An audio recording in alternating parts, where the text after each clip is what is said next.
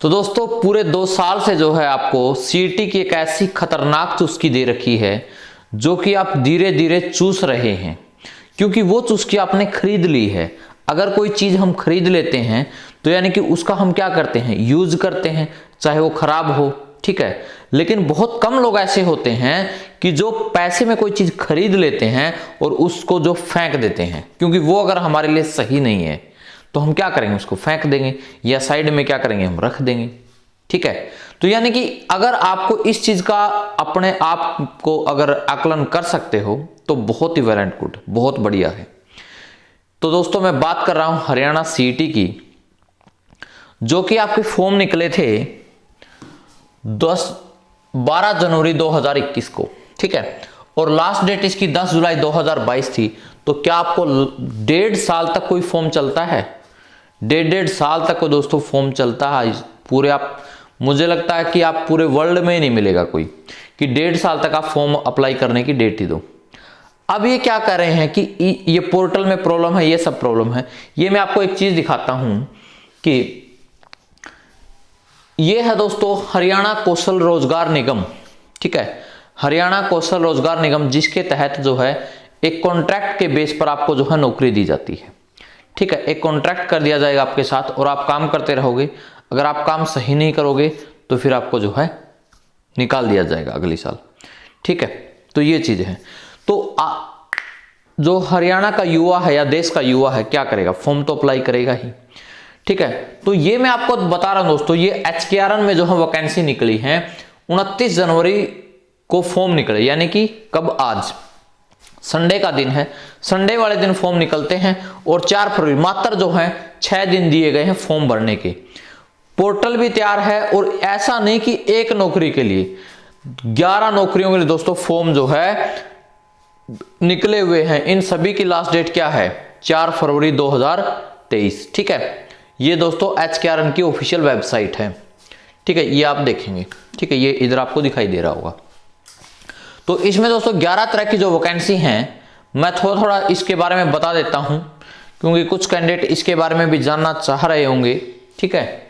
तो पहले इसमें जो काम की जो है दोस्तों, यानी कि जो हर कोई भर सकता है, वो मल्टीटास्किंग सिक्योरिटी पर्सनल की, ठीक है, सिक्योरिटी गार्ड की पोस्ट है, 12वीं पास इसके अंदर होना चाहिए और 4 फरवरी इसकी लास्ट डेट है, ठीक है। बाकी में क्या चाहिए दोस्तों, फील्ड टेक्नीशियन है, स्टूडियो है, कोई स्टूडियो में आपको कैमरा वैमरा होना चाहिए, ठीक है, वेब कैमरा, कुछ जूनियर स्केल स्टेनोग्राफर, अगर किसी ने कोई ये कर रखा है तो 100 वर्ड्स इन इंग्लिश ये चाहिए, ठीक है। ये दोस्तों अपने टेलीग्राम चैनल पे मैंने डाल दिया है, और तो बाकी किसी के काम की है नहीं।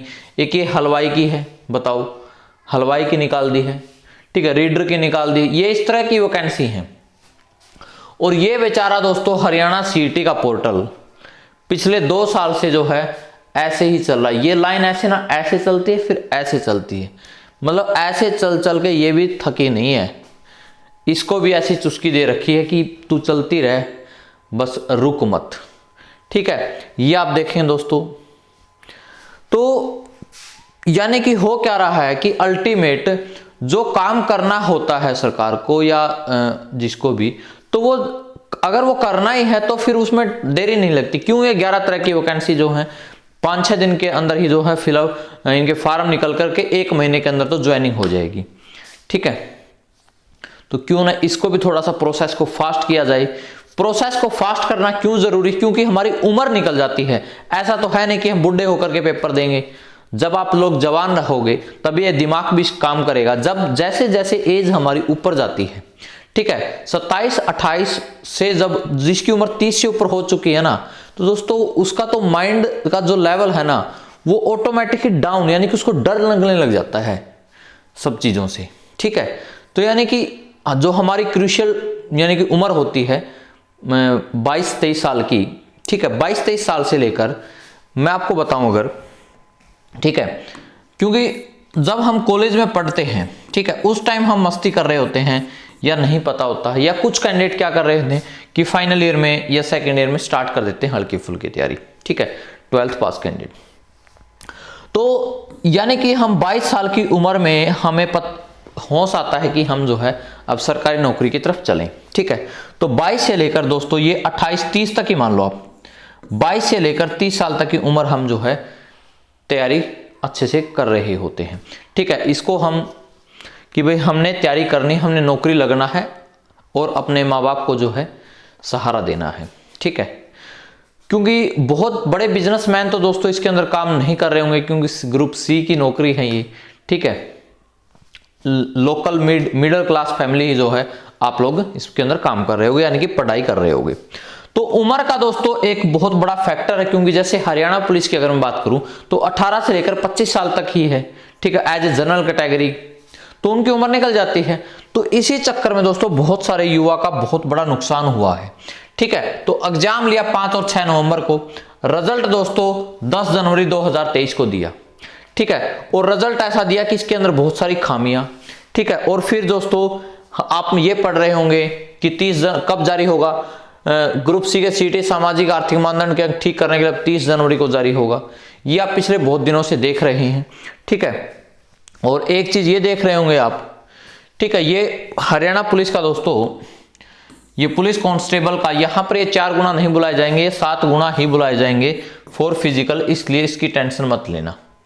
ठीक है, तो 42,000 पदों के लिए फरवरी में जारी होगा विज्ञापन। कहां तो ये फरवरी के अंदर जो है ग्रुप डी का एग्जाम ले रहे थे, और कहां आप दोबारा से फॉर्म भर के जो है फिर इसका एग्जाम लेंगे। ठीक है, तो मुझे नहीं लगता कि ये मार्च के अंदर संभव है बिल्कुल भी।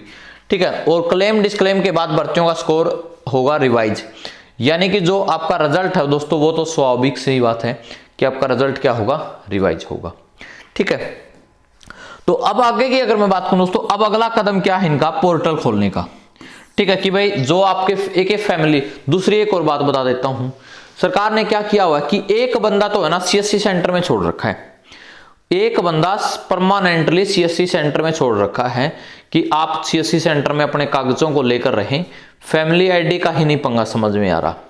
ठीक है, कभी कुछ हो जाता है, कभी कुछ हो जाता है, कभी EWS का सर्टिफिकेट, कभी BCB का सर्टिफिकेट, कभी कुछ सर्टिफिकेट।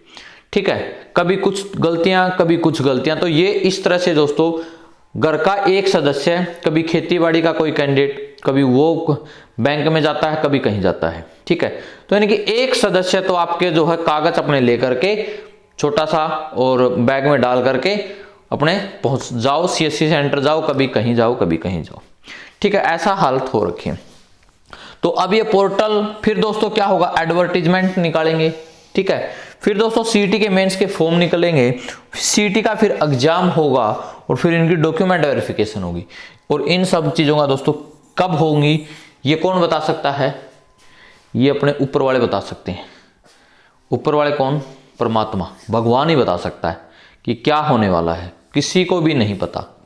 ठीक है, क्योंकि हर चीज, कोई भी चीज अगर आपने बिल्कुल भी एक्सपेक्ट नहीं किया होगा कि इतने लंबे टाइम तक ये फॉर्म चलेंगे और अब इसका एग्जाम होगा, यानी कि पूरे 2 साल जो हैं हो चुके हैं, 2 साल हो चुके हैं, किसी को चपरासी की नौकरी नहीं मिल रही है अभी तक।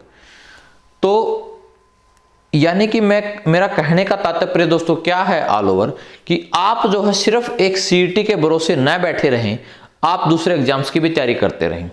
दूसरे एग्जाम कौन से हो सकते हैं आपके लिए बेस्ट, SSC हो सकता है दोस्तों, जिसके लिए दोस्तों थोड़ी सी मेहनत आपको जरूर करनी पड़ेगी, लेकिन उसका शेड्यूल एंड एग्जाम पैटर्न बिल्कुल फिक्स है। सबसे अच्छी चीज ये कि उस टाइम एग्जाम होगा, उस टाइम आपका रिजल्ट आएगा, और ये आपका सिलेबस है। ठीक है, तो SSC MTS के दोस्तों फिलहाल फॉर्म निकले हुए हैं, CGL के फॉर्म निकलेंगे दोस्तों अप्रैल के अंदर, और जो है अप्रैल के अंदर फॉर्म निकलेंगे, और जून जुलाई में इसका पेपर है, और ये फिक्स है, ये होगा 1 अप्रैल को CGL 2023 के फॉर्म निकल जाएंगे। क्योंकि जब ये दोस्तों 12 जनवरी 2021 जुलाई में, जनवरी 2021 के दोस्तों उसके CGL के फॉर्म निकले थे, और आज उनका डॉक्यूमेंट वेरिफिकेशन वगैरह सब कुछ हो करके अब मार्च में फाइनल रिजल्ट आ जाएगा। वो कोई एक्साइज इंस्पेक्टर बन जाएगा, कोई इनकम टैक्स इंस्पेक्टर बन जाएगा, उनको CET से मतलब ही नहीं है। ठीक है, वो CET क्या है दोस्तों, दे करके आप जो है हर दिन इसके अंदर घुसे मत रहो। हर दिन अगर इसके अंदर घुसे रहोगे तो आप पढ़ाई नहीं कर पाओगे, CET के मेंस के लिए फोकस नहीं कर पाओगे। ये रियलिटी में आपको बता रहा हूं। ठीक है, तो इसलिए चुस्की को जो है ले तो आपने ली, लेकिन इसको रख दीजिए, फेंकिए भी मत। इसको घर पे एक साइड में रख दीजिए और अपने दूसरे पेपर्स की तैयारी कीजिए। क्यों मैं एसएससी की कह रहा हूं? क्योंकि दोस्तों जो आपका सीईटी का मेंस है वो एसएससी के पैटर्न पर ही होगा, इसलिए आपको जो है एसएससी की तैयारी में करने के लिए कह रहा हूं कि साइड बाय साइड आप जो है इसकी तैयारी स्टार्ट कर दीजिए, ताकि आपको सीईटी के, क्योंकि सीईटी के मेंस का भी कल कुछ नहीं पता। और आपको पता है 2024 में, मई 2024 में इलेक्शन है दोस्तों, सेंट्रल गवर्नमेंट के और हरियाणा गवर्नमेंट के हैं अक्टूबर 2024 में। तो ये कितना ही लंबा खींच सकता है ये आप समझ सकते हैं, आप अच्छी तरह वाकिफ हैं इन सब चीज़ों से। तो दोस्तों मैं यही कहूँगा कि अपना टाइम वेस्ट न करें बिल्कुल भी। अपने आप को सोचिए कि आपने आखिर पिछले 2-3 सालों में क्या किया, एक बार सोचना और फिर मुझे कमेंट करना कि ये बातें सही हैं कि गलत हैं। ठीक है, क्या आप गलत हैं कि मैं गलत हूं, कि कौन गलत है, क्या सही है, जो भी माइंड में आता है आपके दोस्तों, एक बार अपने दिल की बात जो है कमेंट बॉक्स में रखिए, फिर हम एक किसी दूसरे दिन जो है चर्चा करेंगे उस पर। Thank you.